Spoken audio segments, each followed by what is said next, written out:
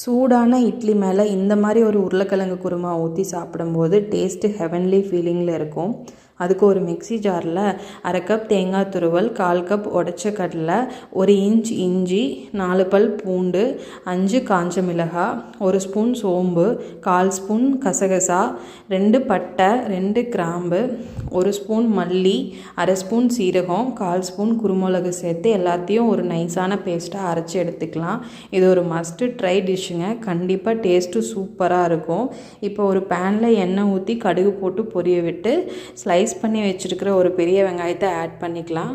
வெங்காயம் நல்லா வதங்கினதும் கூடவே கட் பண்ணி வச்சுருக்கிற தக்காளியும் போட்டு இது ரெண்டும் வதங்கினதும் நம்ம அரைச்சி வச்சுருக்கிற பேஸ்ட்டில் குழம்புக்கு தேவையான அளவு தண்ணி மிக்ஸ் பண்ணி ஊற்றிக்கலாம். உப்பும் கூடவே வேக வச்சு கட் பண்ணி வச்சுருக்கிற உருளைக்கிழங்கும் சேர்த்து நல்லா கொதிக்க விட்டு மல்லித்தலை தூவி இறக்குனா சூப்பரான உருளைக்கிழங்கு குருமா ரெடி ஆகிடும்.